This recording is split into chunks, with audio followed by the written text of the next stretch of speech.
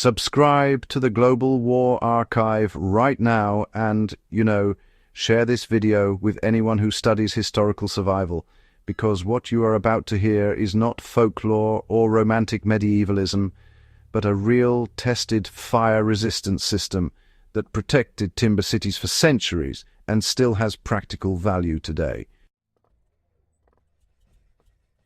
What most people believe about medieval towns is wrong.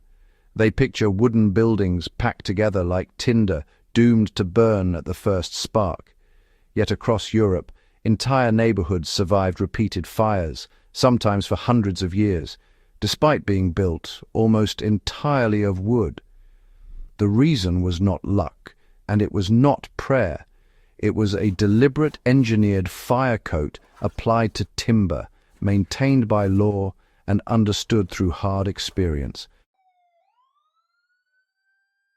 This video matters because fire remains one of the greatest threats to human shelter, and medieval builders solved it without electricity, chemicals, or modern firefighting. If you care about historical architecture, disaster resilience, or long-term survival, this knowledge is not optional. Why medieval builders understood fire better than we assume? Medieval people lived with fire every day. Cooking, heating, lighting, metalworking, and crafts all depended on open flame. Cities such as London, Paris, Lübeck, and Florence burned repeatedly. Each fire taught lessons, and those lessons were written into building practice, guild rules, and city law. By the 13th century, builders understood a critical truth. Bare timber ignites easily, but timber sealed beneath mineral coatings behaves very differently. When wood is isolated from oxygen and sudden heat, it chars slowly instead of flashing into flame. That slow charring buys time, and time saves buildings. This understanding shaped a protective system now loosely called the medieval timber fire coat. What the medieval timber fire coat actually was. The fire coat was not paint in the modern sense. It was a layered mineral skin applied to timber frames and surfaces, most commonly made from limewash, clay daub, chalk, ash, sand, and animal hair.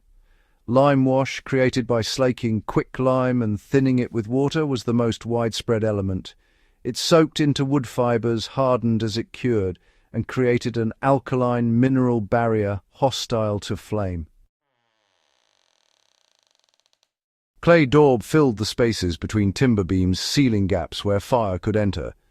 Ash and crushed brick added thermal resistance.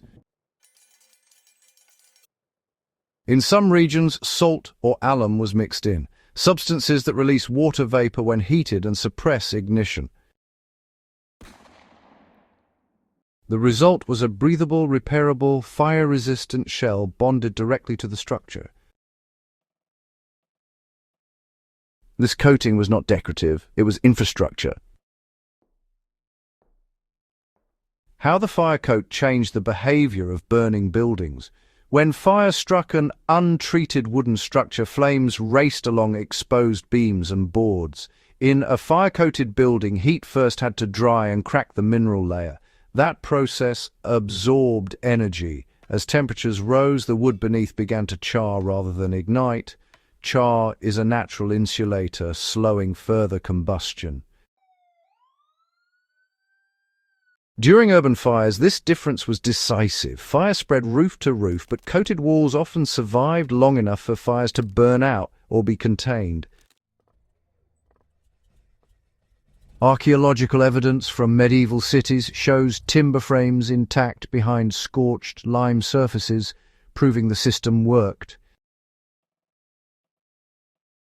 This was not accidental resilience, it was engineered behavior. Why cities enforced fire coating by law? After major fires, medieval authorities did not rely on memory, they wrote rules. In London, after the Great Fire of London, timber construction was restricted, but even earlier medieval ordinances mandated limewashing and plastering of wooden structures. Guild inspections enforced maintenance, ensuring that standards were met and, well, that everyone did their part. Failure to renew fire coatings could result in fines, which was a pretty strong incentive to keep up with the work. These rules existed because fire coating worked. Cities that enforced them burned less completely than those that did not, which really says a lot about their effectiveness. So let's talk about how medieval households actually maintained their fire protection. You see, fire coats weren't permanent at all. Limewash would flake off, crack, and weather over time. Because of this, medieval families had to reapply it regularly, usually about once or twice a year. Interestingly, this maintenance ritual also served another purpose. It helped with sanitation. Limewash was great at killing mold and insects, so yeah, it kept the house cleaner as well. Honestly, the process was pretty simple. Lime was slaked in pits, allowed to age, then diluted and either brushed or thrown onto the walls. Any cracks were patched up with fresh daub, and the timber beams were carefully inspected and resealed. This was household-level resilience, not elite engineering. So, how this knowledge applies today in practical terms is, well, quite important. For historians, understanding fire coats really changes how medieval ruins are interpreted. Bare timber reconstructions are, honestly, inaccurate without mineral coatings. For conservationists, traditional lime systems offer fire resistance without trapping moisture, unlike many modern sealants. For survivalists and off-grid builders, the lesson is direct. Wood structures can be made significantly more fire-resistant using mineral coatings instead of synthetic chemicals. Lime wash remains inexpensive and accessible. Clay daub can be sourced locally.